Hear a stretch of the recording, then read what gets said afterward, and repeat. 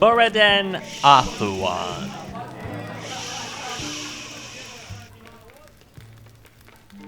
Working from within, Moriden Stormcrown created distrust, hatred, and discord within the ranks of the mighty vampire army raised by the ancient bloodline of Clan Volkar.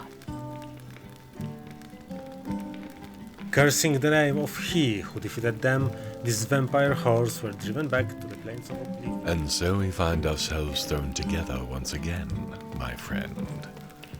Almost as if one of us were looking for the other. But why would either of us do that? To self-improvement and the training of long-ignored talents and abilities. Even as he trained at the illustrious and fabled Mages College of Winterhold, Moriden still continued to search for a solution to the continuing dragon attacks.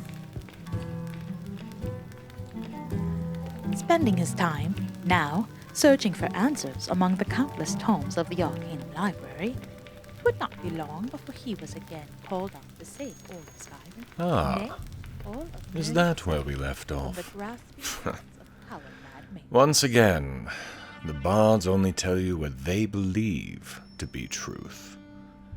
They weren't there. They don't understand. You, though. You, of all people, need to understand. So let me tell you what the bards will not, what they cannot. Because the truth is not what the bards would have you believe.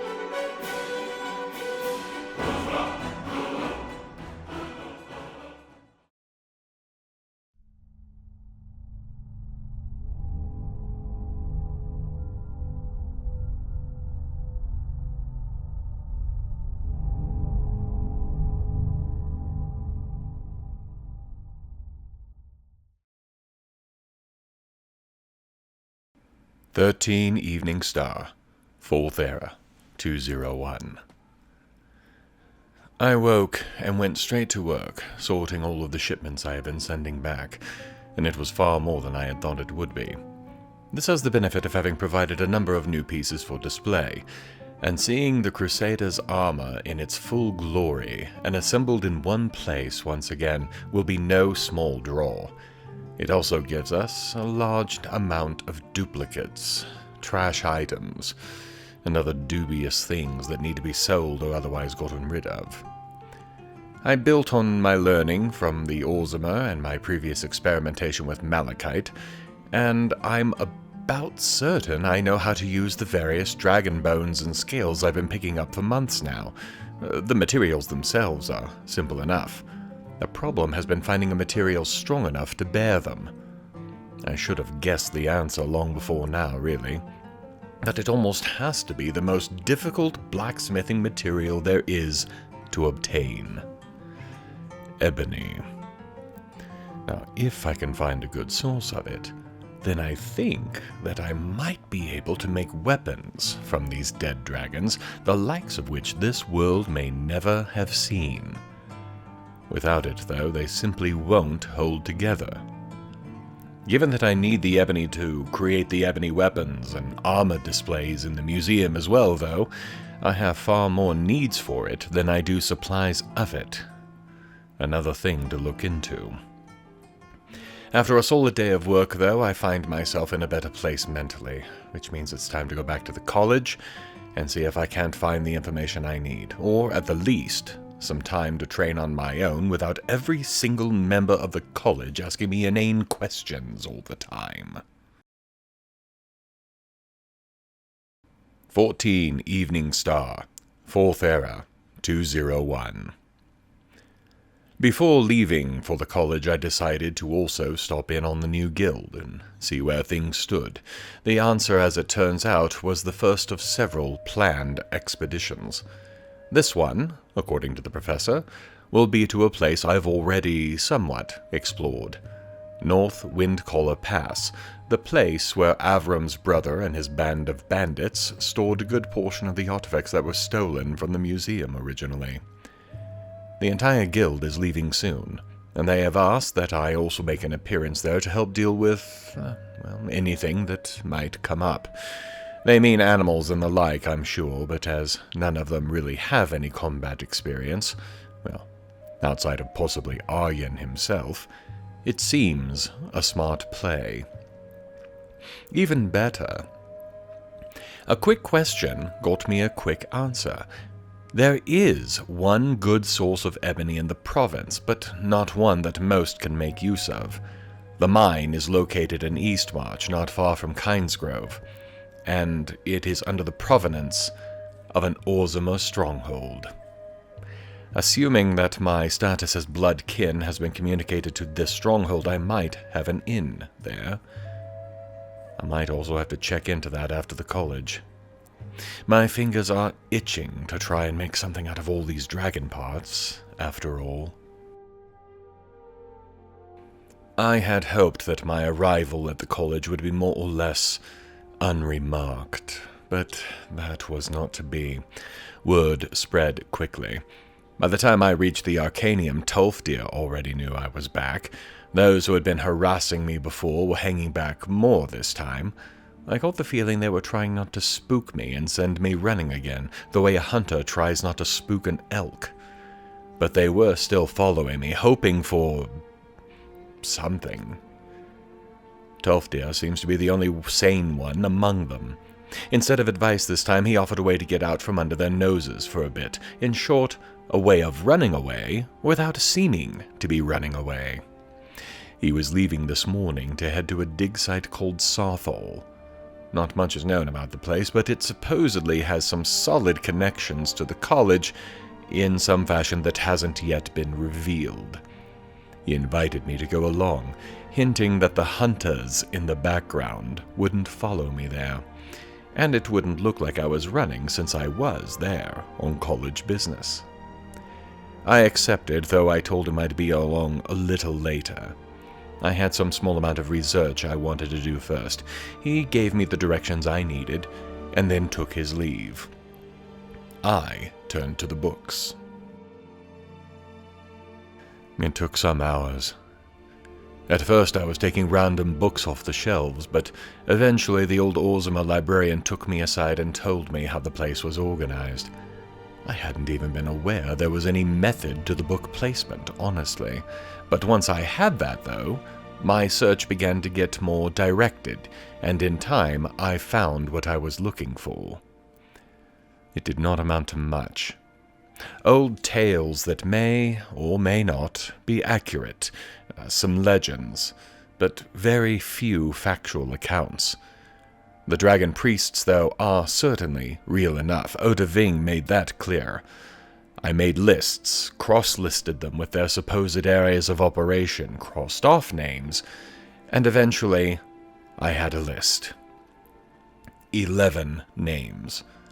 Perhaps 12, one of which I already knew.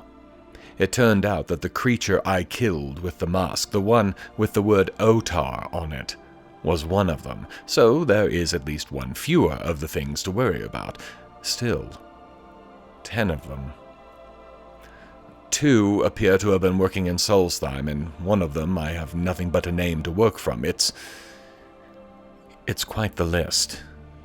One that, if I am to chase down Alduin, I will need to get started on fairly soon. The journey to Saarthal was not overlong, perhaps another hour through a light snowstorm and onto the glacial plains. I've seen the site from a distance as I've passed through a number of times, but never had any reason to look into the goings-on there. Now, I did, and what I found was impressive. The number of people involved, the structures that had been built, and the obvious passion for the project that could be seen in the determined actions of all who were present. Yeah, this might put any efforts of the Explorers Guild to shame. Not that it matters much, I suppose. This upcoming dig will be our first. Perhaps there's a few ideas here I can pass on to the Professor. Once I arrived, Tolfdir gathered the other participants in this excursion, and, after a brief warning to be careful, we entered the old ruins. Tolfdir gave us a small rundown on what was known of the site as we descended into the ruin. Saarthal was one of, if not the, first settlements in Skyrim from the ancient Nords. We know that the city made extensive use of magic in its construction and maintenance, as much of that magic is still present and functional. We also know that the city was attacked by the original locals of the area, the Snow Elves, on the Night of Tears. Apart from that, there is nothing at all. As I said, some of the magic used here is still active, and it is this that the college is mostly interested in. What they are, why they are here, and why we don't see similar in other Nordic tombs across the province. I was sent to assist one of the other researchers while the other apprentices were given similar tasks. At worst, I have a few hours of cataloguing ahead of me, not dissimilar to what I do at the museum anyhow, so hardly much of a chore. If nothing else, I'll gain a few ideas for running the guild's explorations from this. The researcher I was asked to assist seems both surprised that he was getting help and annoyed that he was getting help. Instead of having me do anything to directly assist, he instead pointed me towards a small set of rooms and had me go through them for anything that the previous searchers might have missed, anything that might have some kind of significance. Fine. I can search through dust with the best of them, as I proved shortly later, as I found 3 rings and a curious-looking pendant on a small rock protrusion. I'm not sure how any of them were missed. None of them were exactly hidden. Seconds later, when I took the pendant, though, I reflected that, perhaps, it was best that nobody had. Picking up the amulet, my ears were rewarded with the incredibly loud sound of bars blocking the passage behind me. Tolfdir had been seconds from walking through the doorway, so just as well he hadn't been a few seconds faster. We conferred for a moment, looking to see if there was some way to open the gate. The amulet I'd picked up was the key, obviously, but not in a way that didn't seem immediately apparent. I turned around with the intent of replacing the amulet, and instead saw some kind of distortion on the wall where it had been sitting. I reported this to the old wizard, who, after a moment of thought, suggested using some of my magic on it to see how it reacted. Easy for him to suggest, out of the line of fire as he was. But I didn't have any better ideas, and so unleashed my fire spells upon the wall. It crumbled to nothing, and the bars behind me opened. With a new passage to explore, Tolfdir didn't even hesitate. His curiosity is apparently as dominant in his personality as it is in mine. Down we went, without even a second thought. This is when, to use a phrase I have come to use more than I would like, things got complicated. The tunnel beyond the new doorway was short, and the room it emptied into was a small one. Its size, however, had little to do with what happened next. I could almost feel time slow to a crawl as we entered, Tolfdir slowing down to the point where he was completely motionless. And then the two of us went alone. A being appeared in a swirl of magic, it seemed, and he looked directly at me. Most of what he said seemed nonsense, that events of some kind had been set in motion through my actions, and that, because I had no way of knowing that, judgment had not been passed on me, which Really, as best I know, they have no right to do anyway. Not that this fact appears to matter, as he continued by saying that judgment would be passed on my actions from this point forward. The being also said something about the Psijic Order, not something I've heard of before, and then vanished. Time resumed. Tolfdir looked dizzy for a moment, and when he asked after me, I told him of that vision. The Psijic Order got his immediate attention, though he was confused as to why they would appear to me at all. The Order had vanished over 100 years ago, along with its home on the island of Arcanium. The warning itself he all but dismissed. As far as he was aware, there was no connection between the Psijics and Saarthal, so rather than try to figure out the connection, he just ignored it. That is when the 2 coffins opened, and 2 Draugr made life interesting for a short while. In the small room they were a handful, but between Tolfdir's mastery of magic and my own shouts, we managed. Following the new pathway down, we made a repeat performance of it in a far larger, circular room where 4 more of the creatures attacked. In the aftermath, Tolfdir wanted to remain in that room to investigate it further, as he had never seen anything like it before. He sent me on ahead to see where the passage ended, to see what the Psijic Order, if they were involved, had to do with this ruin. I can't say I was best pleased to be sent alone into a completely unknown danger, but on the other hand, it's not terribly different than what I've been doing since the Legion cut me loose, either. I did make a rude gesture at the old man when he turned his back for good measure, but turned to go farther down into Saarthal. The ruins were standard fare for quite a while.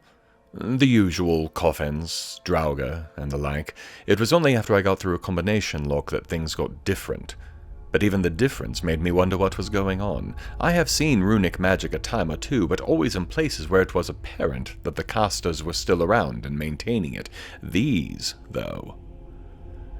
Nobody alive has been here in countless centuries. Yet they remain. A quick burst of flame set them off, and their detonation made plain that they were still just as potent as they had been on their original creation. Well, assuming that they had been set up with the same power levels I would expect out of modern castings. If this is what is left after thousands of years of steady fading, I shudder to think how powerful it was back then. Not much further on, Tolfdir came running out of the darkness, shouting my name. Apart from nearly stopping my heart from the sudden noise and fright, he also managed to set off a tripwire that I had avoided only moments before, setting off a set of poisoned darts that, of course, riddled us repeatedly. Fortunately, the poison had faded significantly. Unlike the magic, a quick round of healing magics to clear the poison, and several dirty looks given to the old man in the process, and we started to move on. This time, he remained behind me, which might be the first sensible thing that the old man has done. What we found, though, it defies the imagination. The room was large enough, but the size of the room was a secondary concern to the massive round thing that floated in its center. The energy coming off the thing was almost palpable, radiating in waves from the centerpiece. Even Tolfdir had no idea what he was looking at, other than to state the obvious. Whatever it was simply amazing. Then the undead corpse at the center got up and made life interesting again. At first, my arrows didn't seem to touch it at all. Tolfdir told me to hold it off while he found a way to drain it of its protection or power. I wasn't much paying attention at that point, as we were trading shouts and weapon attacks. Then it staggered, and my arrows seemed to have the expected results. This, in turn, resulted in it being riddled with them until it stopped moving. I found a piece of an amulet on the creature, along with a note. The creature was once a being called Daedric Galdason. and that is a name that I know. I found hints about this long-dead mage and 2 of his brothers some time ago, but as they were linked with powerful magics, I had avoided doing anything about it. As powerful as the amulet their father had created was, it wasn't something I wanted to get involved in. That may have just changed. The object, whatever it was, had calmed down significantly. I can only assume that the sphere was somehow being used or powered by the Galderson creature, but regardless, the lack of radiating magic allowed us to get close enough to examine it closely. Shortly later, we jointly reached a decision. We had no idea what we were looking at, or what it was for, or why it was here. We also didn't dare leave it unattended until we got someone else here to look at it and make a decision, preferably someone with more immediate authority than we did. Thus, Tolfdir will be staying here while I race back to the college and find the Archmage. No sense in looking for someone lower in the chain, honestly. If the Archmage doesn't know what we're dealing with, he should at least have some idea of how to proceed. Rather than head back the way I had, I decided to take a small gamble on something I have noted about Nordic ruins, that they almost always have a shortcut from the important parts of a ruin or tomb to the beginning. There was a door leading further on, so I moved in that direction. Shortly later, I found something I've not seen in some time. A word wall. I communed with it briefly, running through the various bits of dragon knowledge that were still floating around in my head until I found a match. Word and knowledge filled me, and I have now learned of a new shout that, if I understand it fully, will allow me to take on an ice form at will. Not sure how useful that will be, but all knowledge is good knowledge when you are the only real practitioner of the related skills. I have long since exceeded the knowledge of the Greybeards, and the dragons are hardly likely to voluntarily teach me. I made the trip back to the college as quickly as I could manage. Yet another snowstorm had blown in off the sea, leaving me struggling against high winds and low visibility. The gathering darkness of night made that even more difficult, but I made the college shortly after dusk and presented myself at the Archmage's quarters, where he had already retired for the evening, shortly after. That he answered at all still surprises me, but he did, and was courteous through the whole conversation. My descriptions of the events in Saarthal intrigued him, but he didn't seem to be overly alarmed, or as excited as Tolfdir was. Perhaps this, whatever it was, is not as large a discovery as we were thinking it was. Savos actually seemed more interested in my encounter with a member of the Sigic Order than the giant globe thing. Apparently he had seen one of the Order before, some decades ago, when they provided an advisor to the Archmage at the college. Such a thing, of course, is no longer the normal situation, which he thought a pity. With my report made, he dismissed me with no additional orders or tasks, which means the first thing I'm doing is getting some sleep. Then in the morning I think more research is needed. Between the Galdur legend and the unusual defenses I saw down in Saarthal, I refuse to believe that this globe is nothing important. Somewhere in the library's book stacks is the answer. I'm certain of it. 15 Evening Star, 4th Era, 201. Ferolda, the Destruction School instructor, was waiting for me when I woke up. This was enough to get my instant attention. She was waiting for me, but did not wake me, which implies that what she wanted to tell me was important, but not important enough to interrupt my sleep. The fact that she also did not send for me, as I think would be normal, but came to me instead, was also very odd. Her message, however, made it all clear. Ancano, the Thalmor advisor to the college, had been looking for me last night.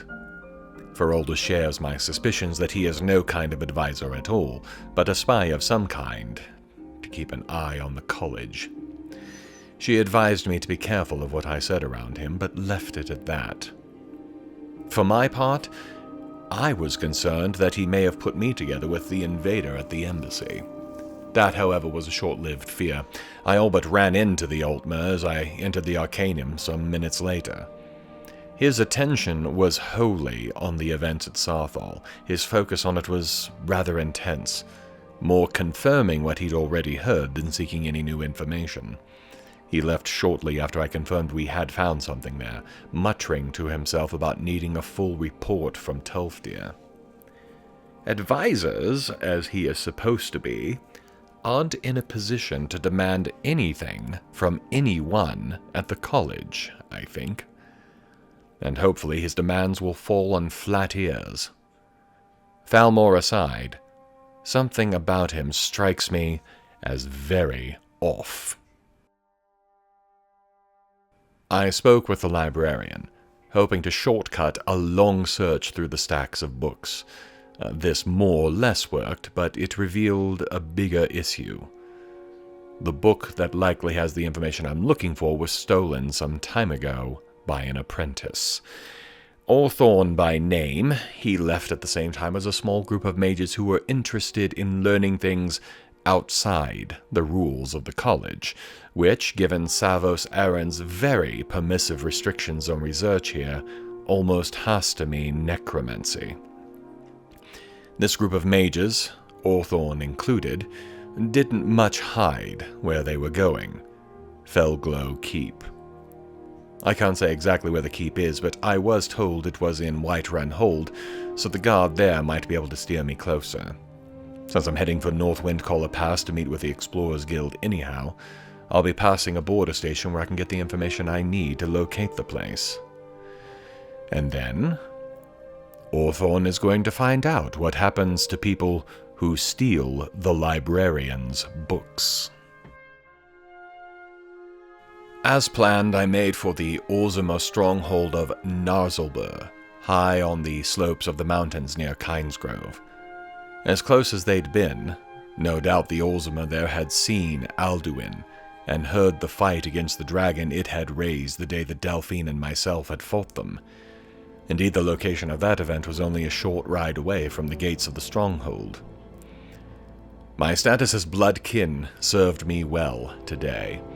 Not only did they give me entrance, but when they learned of the reason for my visit, gave me complete access to the ebony mine, as well as an hour or two of instruction from their leading smith on some of the best ways to forge it, what its properties were, and how best to meld it with other smithing techniques. With the amount of ore I was able to pull from the mine, with no help from the Orzamer, as they believe strongly that you only value what you yourself pull out of the ground, I should be able to perform some of my experiments when I return to the safe house. Having exhausted the opportunities here, both expected and unexpected, I left the stronghold and turned towards Winterhold and North Windcaller Pass. After climbing through the pass between Eastmarch and Windhelm, leaving the bandits at Valtheim confused at my quick passing, I stopped briefly at the nearby border station to speak with the guards. Felglow Keep is in Winterhold, all right. Indeed, it's almost on top of where we were speaking. On the far side of the river, not far up the slopes, in fact. I thought briefly about dealing with Orthorn and his friends first before going to Windcaller, but they have been waiting for me for a few days now. The initial digging is likely already in progress, and I need to give them my insights from Saarthal's processes, such as I saw, anyhow, while they are still relatively fresh in my mind. Once the exploration is complete, I can cross the river and deal with them, and, while I'm at it, pay a visit to Knife Point Ridge. If my research is correct, I'll find one of the dragon priests there, and if it isn't, then I may need to find other sources to try and locate these ancient priests. I arrived late in the afternoon, and was almost immediately put to work. They had done a lot of excavation already, but there were some wild animals that needed dealing with. Since that is my speciality in this expedition, I took up my bow and went to deal with the problem. The wildlife in question were spiders. Most of them were of the medium-sized variety of frostbite spiders, easily dealt with and with little danger to me in the confines of a cave. The thing's inability to walk on walls or ceilings like their more normal-sized cousins makes them far, far simpler to deal with. The one spider that wasn't in that size category was one of the largest I've seen. Though the cave has long been sealed by fallen rocks, it's equally clear that there has to be other ways into the cave system for this spider to have reached this kind of size. Shortly later, I found another pathway blocked. That then, I will turn back over to the diggers. I took a second cave path back toward the entrance, but found something unusual. Well, two unusual somethings, actually. They both had the look of ice to them, but they hovered over the pedestals I found them at. They were not cold to the touch at all, and yet they still seemed to steam like real ice would in a warm room. After taking a few precautions, I took them both, half expecting some kind of trap system to be set off. When none such happened, I relaxed a bit and continued my trip out. Again, I expect Arjen would have some more information on them. He tends to know about these kinds of things. I was not disappointed in Arjen's knowledge. It took him a few moments to look the two spikes over, but he named them a material called Eternium, a sort of manifestation of pure frost magic, very rare. So rare indeed that to his knowledge, only a single weapon was ever made from the stuff, a staff made by a mage called Hromir, the legend says. This legend also claims the weapon was, for reasons never made clear, broken into 6 pieces. If, and this is a very large if, those 2 pieces are part of Hromir's staff, then there might be 4 more pieces of this stuff further on in the pass. Arjen says that though all they've found so far is caves, there have been hints of Nordic ruin architecture, so he's hoping to find something new soon. Speaking of which, the professor has his people back to work digging. He expects they'll have the passage cleared in a day or 2, which means I have a little bit of time on my hands before they might need me again. With Felglow Keep and Sheerpoint so close, I think the excavation can spare my presence while I deal with these 2 items.